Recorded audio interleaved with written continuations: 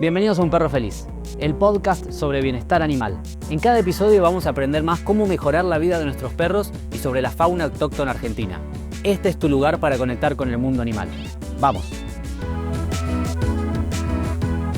¿Cómo están? Recordarán que en el episodio sobre aves urbanas hablamos sobre especies que no eran tan populares o que generaban algún tipo de rechazo en la sociedad. Bueno, en esta ocasión vamos a conocer un poco más en profundidad a los murciélagos que conviven con nosotros en la ciudad.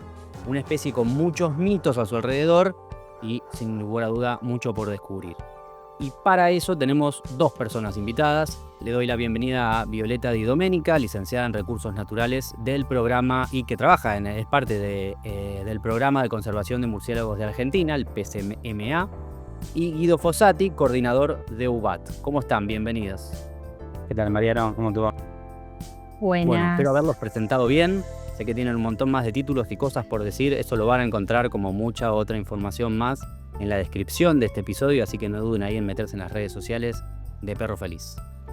Bueno, vamos por una pregunta que quizás es muy amplia, pero que uno piensa y habla de murciélagos y siempre piensa en lo mismo, más allá del famoso personaje que tiene mejor marketing que los animales.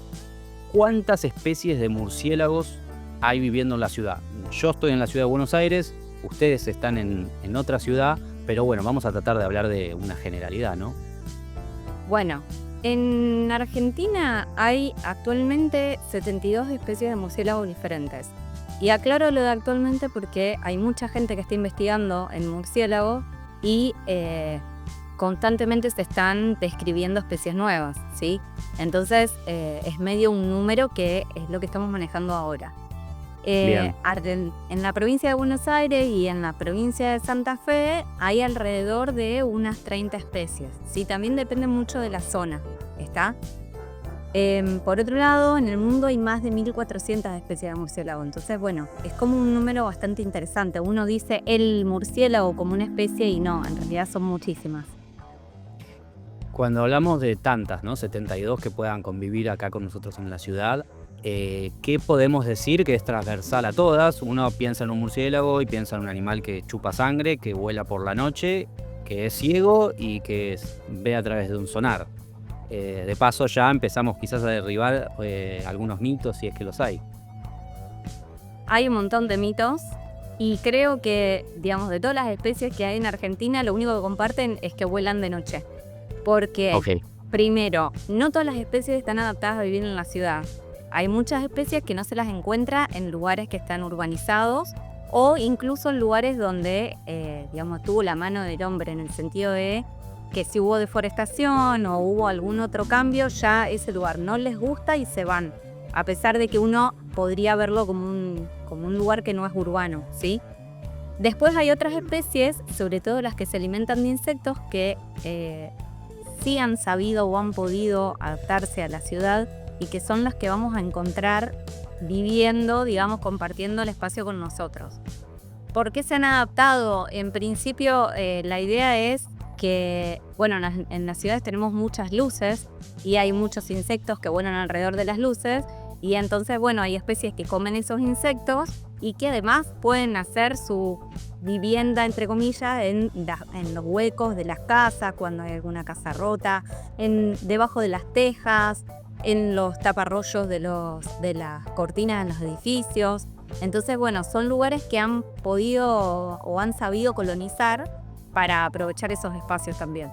Pero eso no pasa con todas las especies de murciélago, de las que viven acá, digo, en la zona. Por otro lado, tampoco comen todos lo mismo, ¿sí?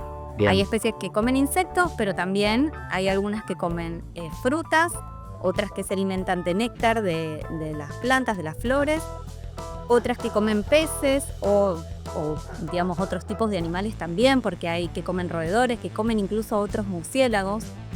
Y por último también están los que comen sangre, ¿sí? Efectivamente hay 3 especies en el mundo que están todas concentradas en América que se alimentan de sangre. De esas 3 especies hay una que es la que se alimenta de sangre de mamíferos y que es la que por ahí podemos llegar a escuchar que ataca al ganado, ¿sí?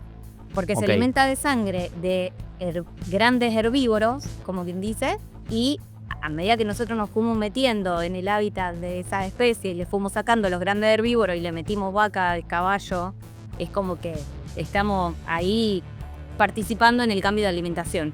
Entonces, digamos, si bien comen un montón de de sangre de un montón de otros mamíferos que no necesariamente es ganado, cuando le dejamos la comida ahí servida, obviamente se va a alimentar de eso.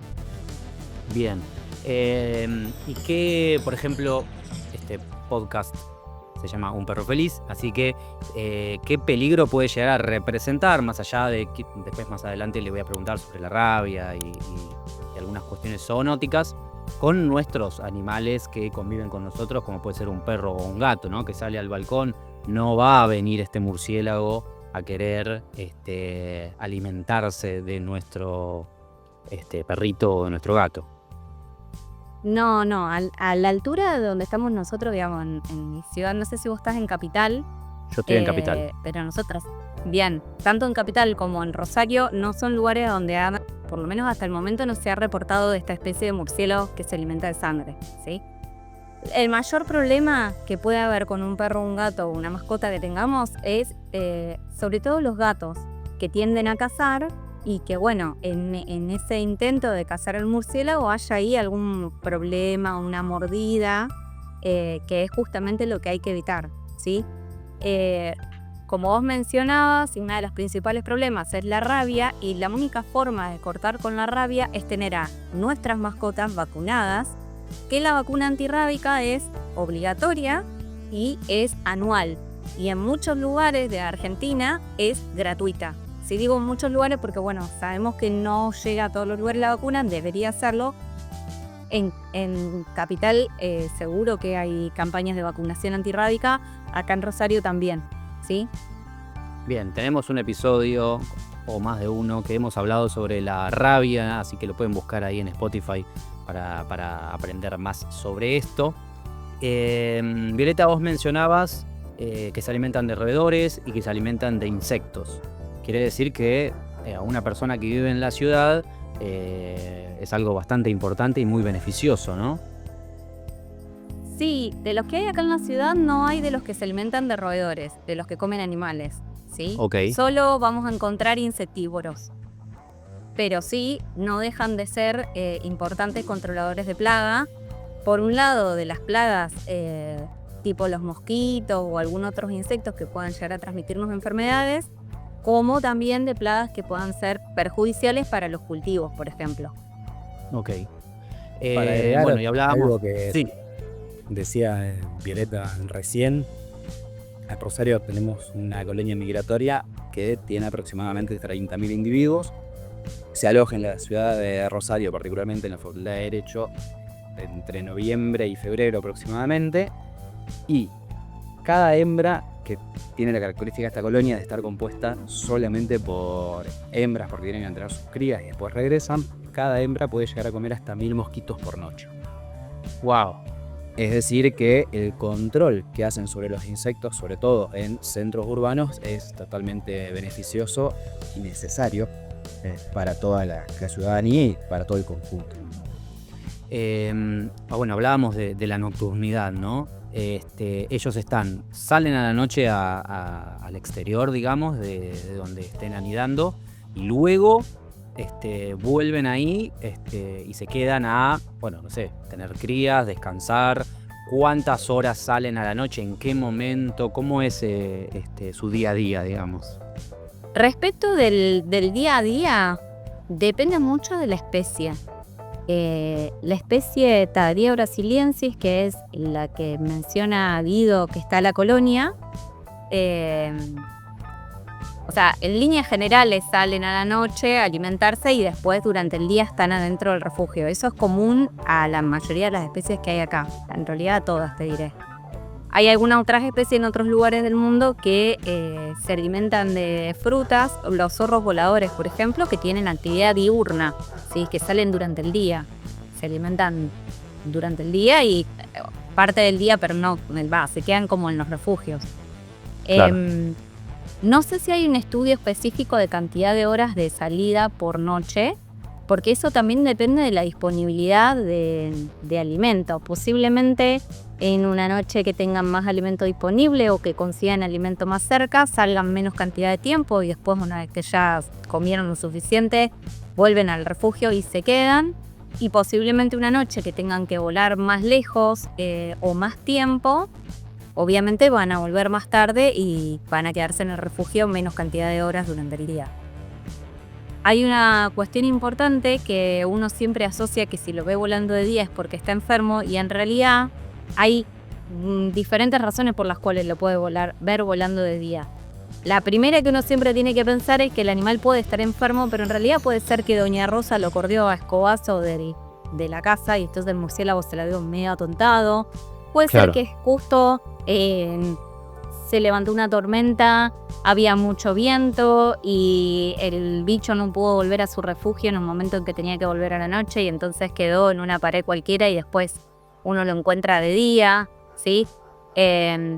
Entonces, no es que no pueden volar de día, ni es que la luz del sol les hace mal en el sentido de Drácula o que los quema o algo así, sino que prefieren la nocturnidad y la actividad de cazar insectos y demás es de noche principalmente.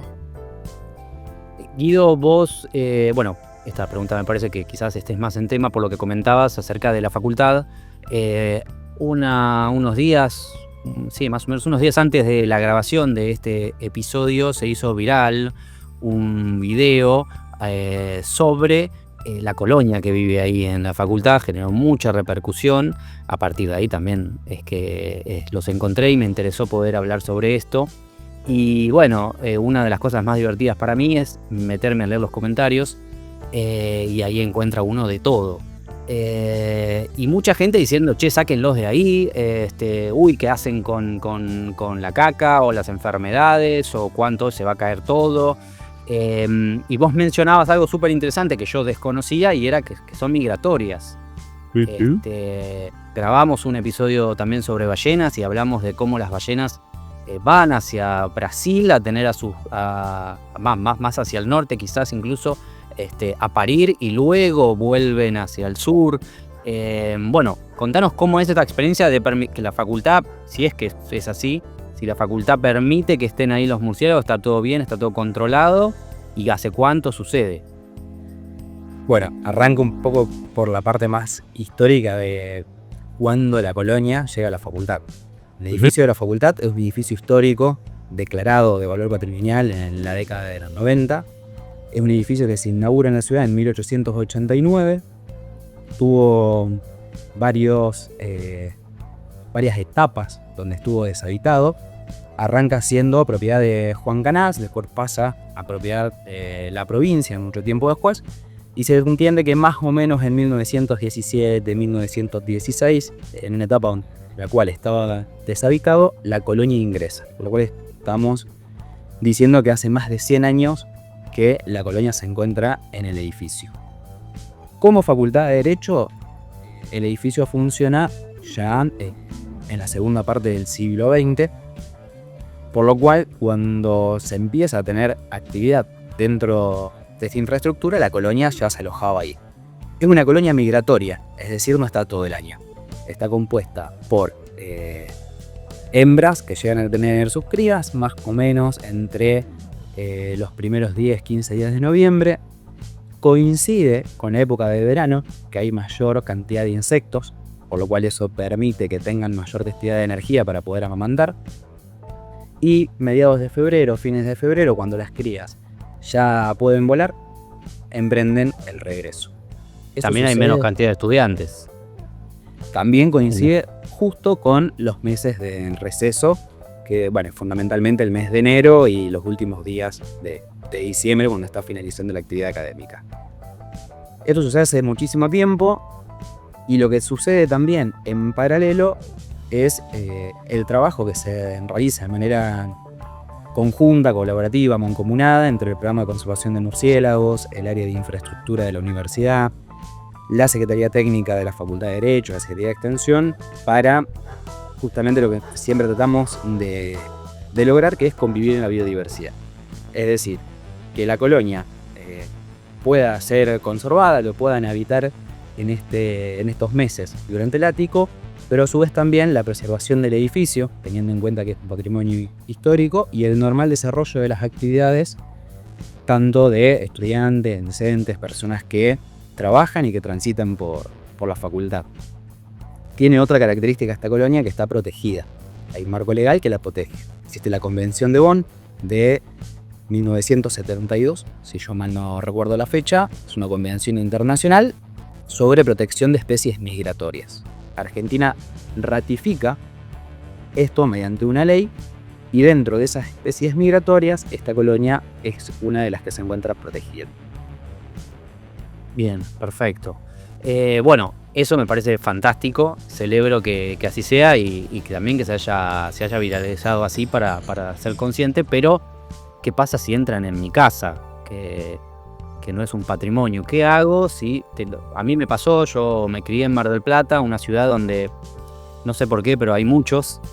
Y era muy común en la mayoría, sobre todo en la zona céntrica, donde hay edificios grandes, muy altos, tener murciélagos dando vuelta, que aniden en el rollo de la cortina, y cada tanto alguno se metía. En ese momento se hablaba de que tenías que tener un gorro porque se te quedaban agarrados del pelo, y venía el encargado del edificio a ayudarte a sacarlo. ¿Qué es lo que ustedes recomiendan, Violeta, Guido, como para tratar de tener ciertas precauciones y poder hacerlo sin lastimar al animal y tampoco correr ningún riesgo?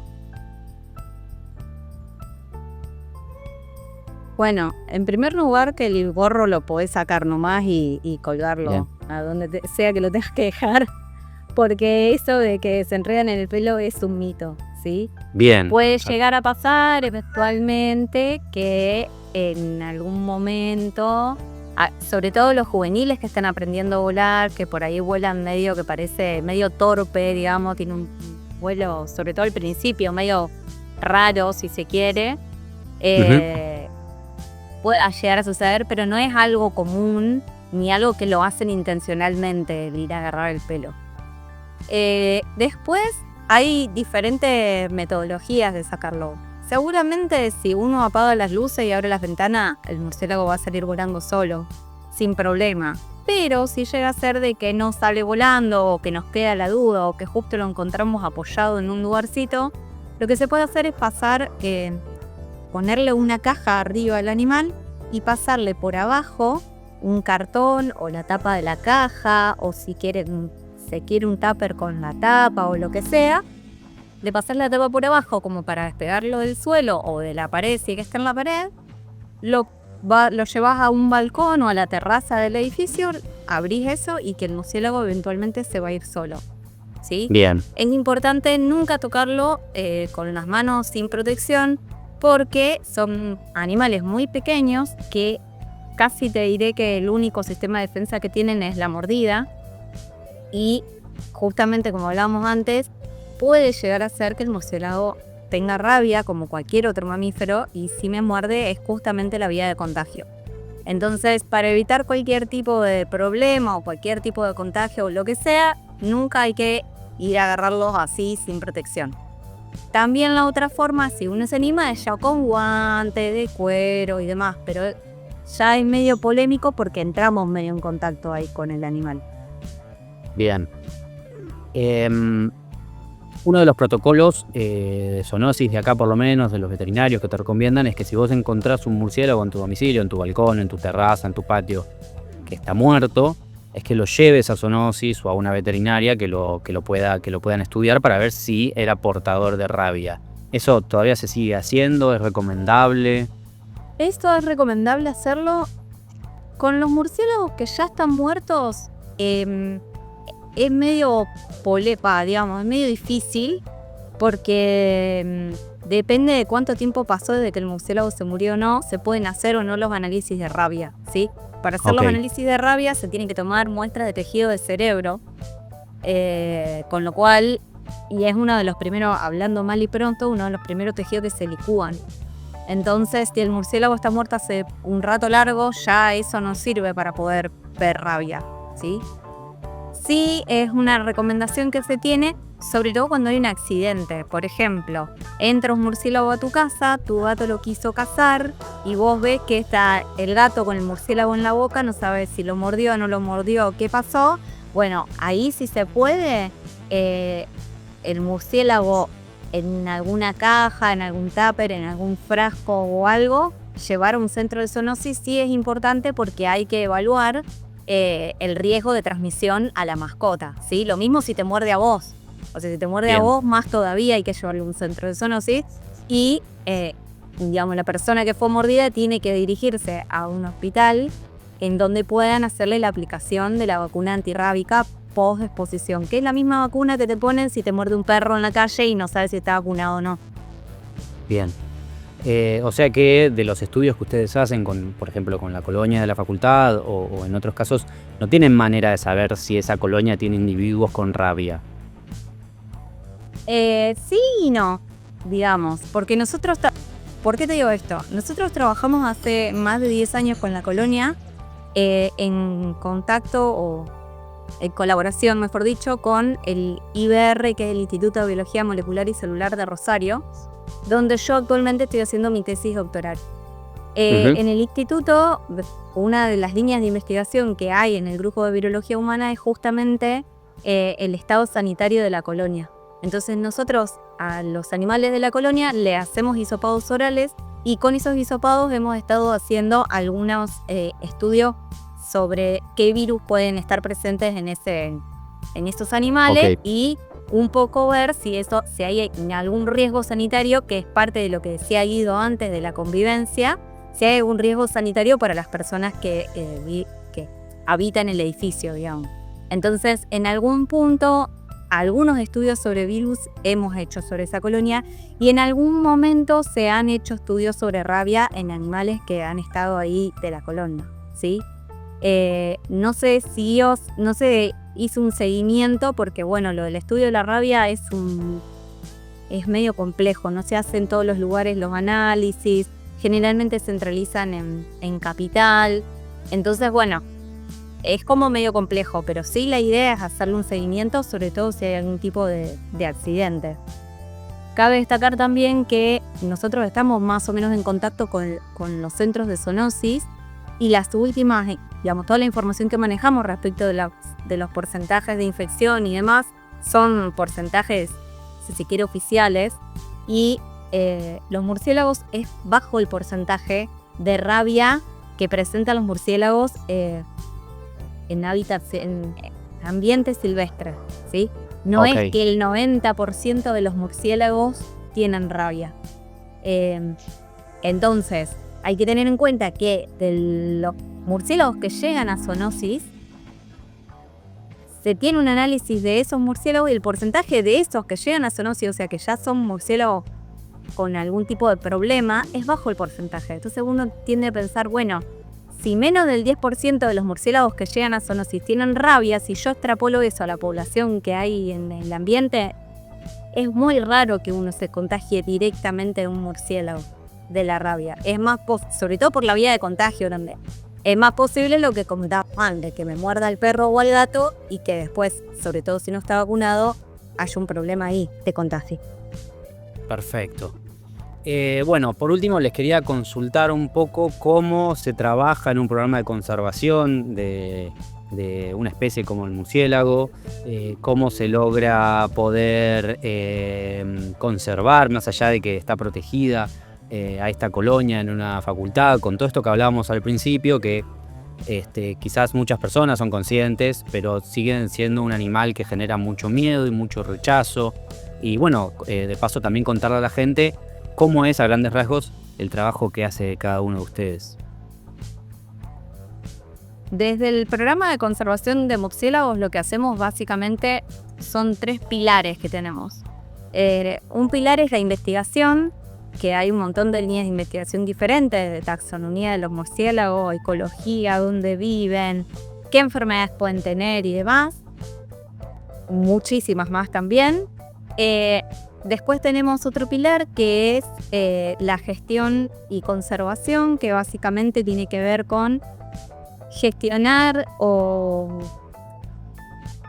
intentar coordinar que haya estas ordenanzas de protección que comentaba Guido antes, o leyes, o incluso que haya espacios que se denominan áreas o sitios de importancia para la conservación de los murciélagos, que sería como una especie de área protegida, entre comillas, que sirve un poco para decir, bueno, este lugar es importante porque hay una colonia o porque hay muchas especies diferentes. Y por último, pero no menos importante, tenemos un pilar de educación y difusión. Que eso es a donde nosotros tratamos de hacer más hincapié para un poco ir derribando todos estos mitos que hay y bueno, dando a conocer estos animales que son bastante raros y bastante desconocidos. Y en base a eso, bueno, hacemos desde difusión en redes, en diarios, en radio. Después hacemos talleres, charlas, vamos a la escuela, vamos a las universidades. Entonces tratamos de tener como abordado como un abanico bastante amplio de gente a donde podamos llegar. Así que bueno, eso es un poco. Y en el programa de conservación hay gente que se dedica a hacer investigación, digamos, más relacionado con la biología. Hay docentes, hay abogados, hay amas de casa. O sea que también tenemos un rango bastante amplio de visión, o si quiere, de profesiones. Bien. Bueno, yo cuento un poco. Hay varias acciones que hacemos en conjunto con el programa de conservación de murciélagos. Desde en el programa UNR trabajamos en la conservación del edificio, también de la colonia, y también en la publicidad y la información respecto de la colonia, tratando también de batear mitos hacia adentro de nuestra comunidad universitaria, nuestra comunidad universitaria empleada, y también trabajamos con acciones propias hacia adentro del edificio de la facultad para garantizar el desarrollo de las actividades, como por ejemplo la limpieza del lugar, la extracción y el aspirado del guano, la disposición final del mismo de una manera correcta para poder dar cuenta de lo que sucede con ello, y también la preservación del edificio actualmente está en obras, por lo cual tratamos de optimizar las acciones y los recursos que se destinan al edificio y a la comunidad. Bien, muy bien. Violeta, Guido, muchísimas gracias por haber participado de este episodio. Va a haber más información sobre esto, van a poder encontrar seguramente los perfiles y las páginas de estas agrupaciones para que puedan conocer más acerca de su trabajo. Les recomiendo que lo sigan en las redes sociales. También, como si vos te encontraste con este episodio, te gustó, que lo compartas, que nos sigas, que sirve un montón. Bueno, muchas gracias y bueno, será hasta la próxima. Gracias, Mariano. Gracias. Si te gustó este episodio, dale like, seguir y compartir. Nos ayuda mucho a seguir creciendo. Nosotros ahora nos vamos a pasear.